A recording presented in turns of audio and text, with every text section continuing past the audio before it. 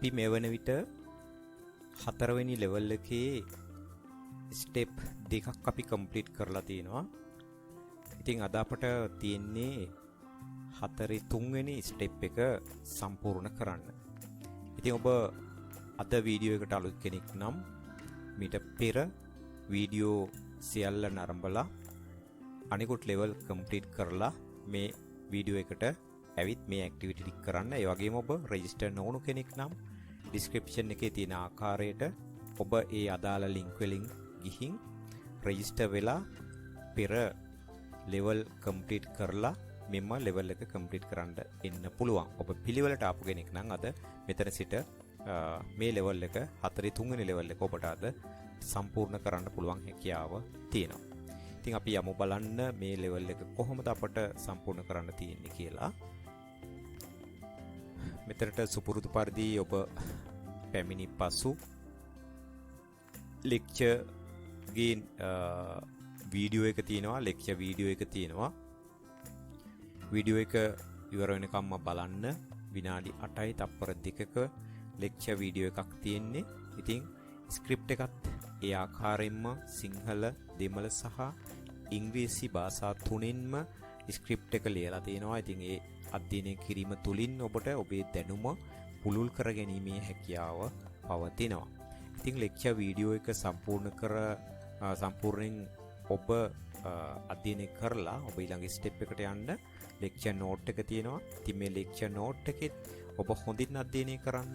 හොඳින් අධ්‍යයනය කරලා ඉවර වෙලා ඔබට පුළුවන් ඊළඟ ස්ටෙප් එකට ගමන් කරන්න.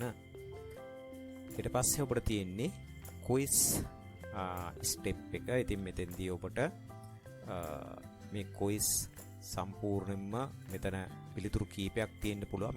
මෙතන තියෙන්නේ චෙක්ස් බොක්ස් නිසා පිළිතුරු කීපයක් පවතින්න පුළුවන් මේ අදාළ ප්‍රශ්නයට අදාළව. ඉතින් අපි බලමු මොනවාද තියෙන්නේ කියලා. මේ පිළිතුර ඇතුළත් වෙනවා.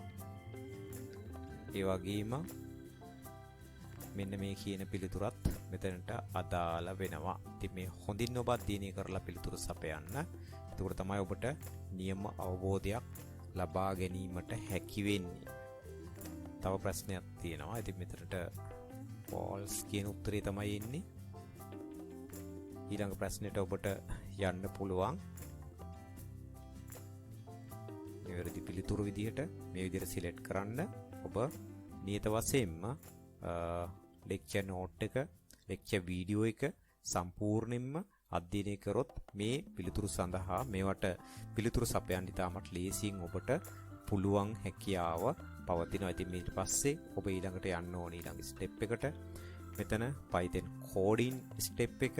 ඉතින් මේ ලින්ක් එක ක්ලික් කරාම ඔබ අරන් යනවා මේ කෝඩින් කරන ස්ටෙප් එකට. ඉතින් මේ ස්ටෙප් එකේ තියෙන්නේ ඔබට කියලා තියෙන ආකාරයට මේ වගේ රිසල්ට් එකක් එන්න ඔබ මෙතන සකස් කරන්න ඕනි. නිවැරදි පිළිවෙල තමයි මෙතන මේ මම සඳහන් කරලා තියෙන්නේ. ඉතින් මේ අදාළ හිස්තැන් ඔබ සම්පූර්ණ කරන්න මෙන්න මේ තියෙන කෝඩින් ටික හොඳින් අධ්‍යයනය කරලා ඊට පස්සේ ඔබට අදාළ ලෙවල් එක සම්පූර්ණ කරන්න පුළුවන් හැකියාව තියෙනවා. ඉතින් මම හිතනවා ඔබට මේ පැහැදිලි වෙන්නේ නැති කියලා. ඉතින් ඔබට සුබ පතනවා ඊළඟ ලෙවල් එකට යන්න. ඔබට සාර්ථකව මේ ලෙවල් එක කරන්න හැකි වෙයි කියලා.